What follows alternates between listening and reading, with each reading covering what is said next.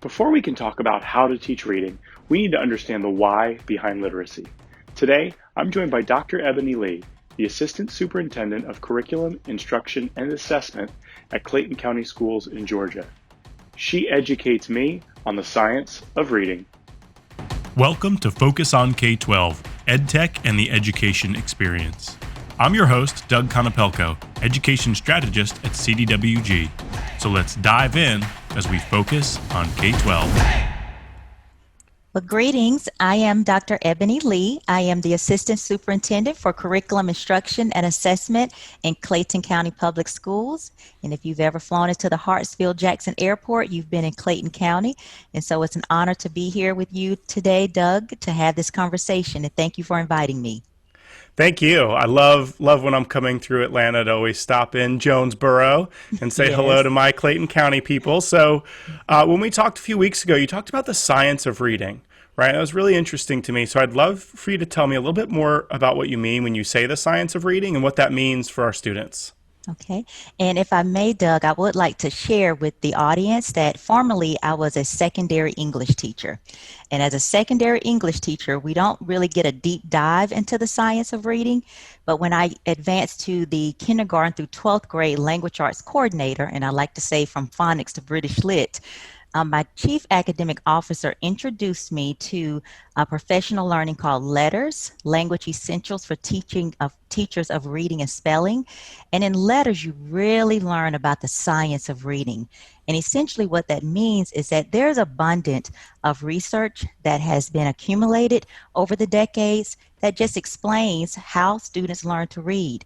And this research is scientific evidence-based. It has been investigated, it has been replicated, and as educators, it is important that when we are teaching students how to read, that it's not based on gut feeling, but it's more so the science of reading. And in the science of reading, we learn that there are 5 critical components that must be embedded in our instruction: phonemic awareness, phonics, fluency, vocabulary, and comprehension.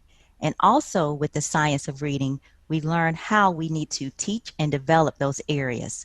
And so I just really encourage educators to be very abreast of the research, because we all have the responsibility of creating graduates who can read on or above grade level. Great, thank you. You also shared the idea that reading is not natural, right, which I think is this really interesting concept. Can you tell me a little more about that? Yes, and it's fascinating to me, and was fascinating when I learned that reading was not natural, because our brains were not wired to read. We were wired to speak. And we see that when children naturally learn to speak. But even if we place a book out in front of a child early on and they keep seeing that book, their brains are not naturally wired to learn to read it. And that's why students have to have effective reading instruction. Also, in various studies, in the science of reading, you learn that the written language is really new, like only around about 5,000 years. And of all the 4,000 to 6,000 spoken languages, there are about 10% that have a written language. So that in itself really supports the finding that our brains were not wired to read, and is still fairly a new invention for humans to be able to read. And so I would just say that because it's not natural, students must have explicit, systematic reading instruction so that they can create that circuitry in their brains to activate what is required for them to read. You've mentioned as well that in the past and just along here that the purpose of reading changes over time, right? So why we read or how we read, all those things, the mechanics change over time, right? Based on, our age, the context, our experiences. So can you tell me, what is the impact of how we read or the purpose of reading, how it changes over time? So I'll start by just talking about it from the phases of our children. And essentially at early on, we teach them how to read. So I alluded to earlier that they must have phonemic awareness, meaning understanding the sounds of words, to phonics, being able to map those sounds to our alphabets, to being able to read fluently, meaning easily and accurately. So they go from the stage of learning to read to the ultimate goal of reading, which is reading to learn, reading to think, reading to problem solve, reading to delve into the world and learn about the human experience. And that switch should really occur for many students between second and third grade. But what we find is that there's still a sizable number of students who later become adults who are challenged with reading. And so as educators, it is critical that we recognize what it takes for students to learn to read so that by third grade, they are able to read, to learn, and really delve into all the fascinations of our world. What's also particularly interesting to me is that when you talk to adults about their reading journey, you will hear some say, well, I've always loved to read. I've been a reader from the beginning and I still love to read. You have others who say, oh, I never read, never was read to, but eventually along the way, there was a spark. And then you have others who just still do not like to read. And I just wonder, was it the foundation? Did we not get off to a great start? What were those barriers that contributed to that narrative? But I love the quote by Frederick Douglass, who says, once you learn to read, you will forever be free. And as educators, we owe that gift to all of our scholars. Wow. Wow. That's great. I really enjoy that quote. This is definitely personal to me as well, especially the last part we were just talking about, which is, I was one of those people who early on was not a reader, right? And even just in the last few years have really had a huge uptick in the amount that I'm reading and in what I'm reading. And then we connected that we happened to be reading the same book, right? When we were talking a couple weeks ago. And I think that before I say what book it was and we get into that side of it, I was talking about that I was holding the physical book literally as we were talking, and you were saying that you use the Kindle. So talk to me just a little bit about what maybe the role technology can play in reading, and then what does reading, allow us to do and sort of give back to that side? So, great question. And technology, like any other tool, is a tool. And so it depends on how it's being utilized. So the tool can be used for our benefits, but also can be used to our disadvantage. So just remember back in the day when we could travel before the pandemic world, we would carry with us probably copious books if we're readers. Whereas now with technology, if you're going to somewhere, you can take your books with you. So I would say one of the advantages of technology is its broadened access. So students who may not have several books at home, like maybe what I'm showing behind me, but essentially with the tap of an app, they can go into free ebooks. Also, our students, we've been able to get allow them to have digital library cards, so they have access to the entire inventory in our public library system.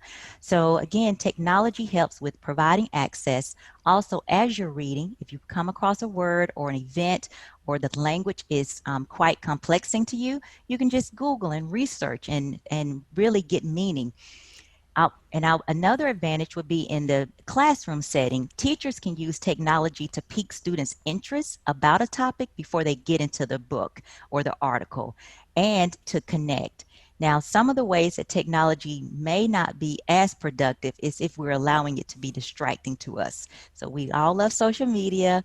We all, hopefully we're using credible sources to get our news, but we're on there trying to figure out what's the newest thing. And so we have to have a discernment and we have to be informed because technology has just thrusted us into this world of information. And so I would just say that technology just has to be used like any other tool to be beneficial to our growth as readers. Right. And I think as we've gone on over the past few years, we've started to see all different types of literacies popping up where everyone wants to split out, this is digital literacy, this is media literacy, this is information literacy.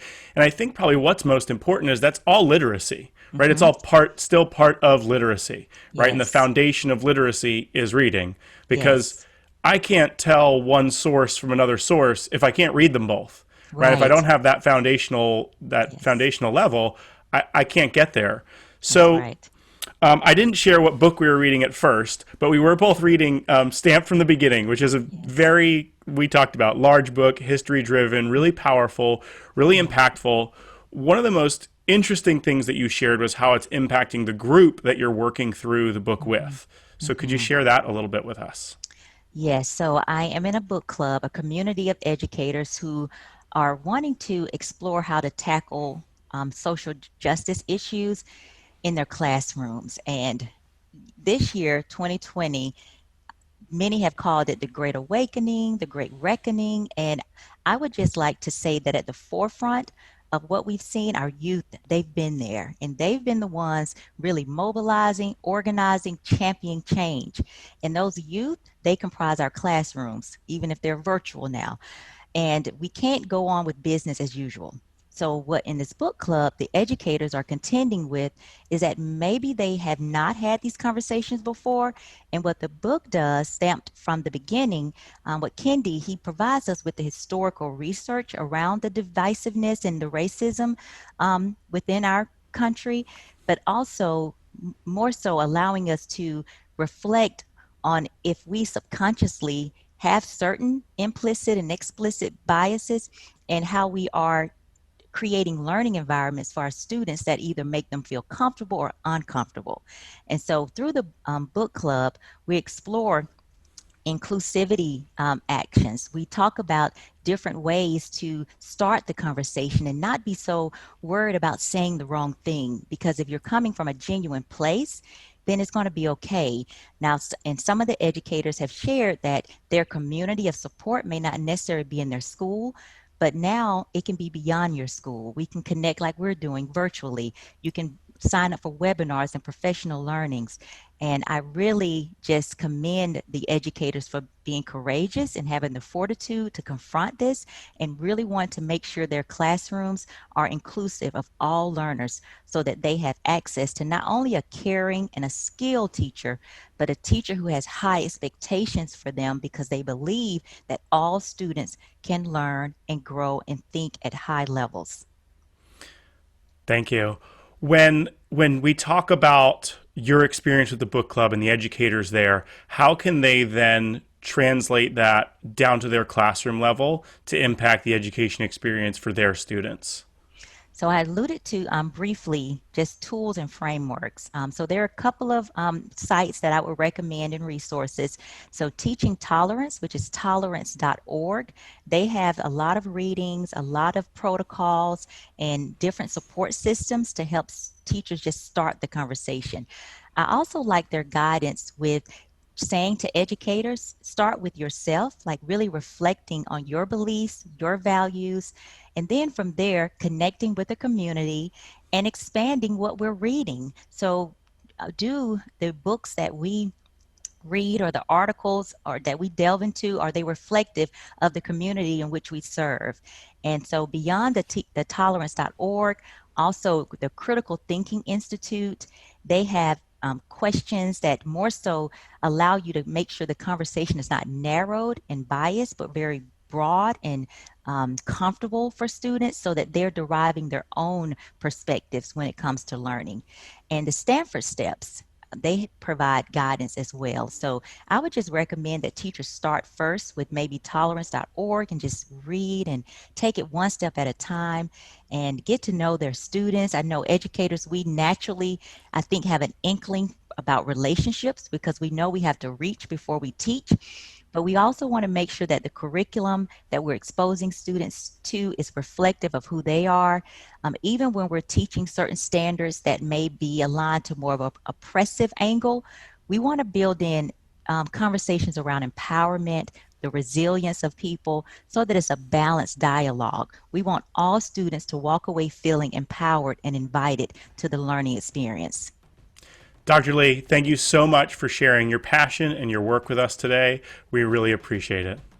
And thank you for the opportunity. And thank you to all the educators and everyone who has the responsibility of giving our students that magic key, which is reading. Thank you. Thanks for joining us today on Focus on K-12 EdTech and the Education Experience. If you enjoyed today's show, please feel free to like, subscribe, and click the little bell so that you get notified whenever we post a new episode. If you have an idea for a future guest or just want to talk about the show, either post something in the comments below or reach out to me on Twitter at @dconopelco. Thanks for joining us. We'll see you next time as we focus on K-12.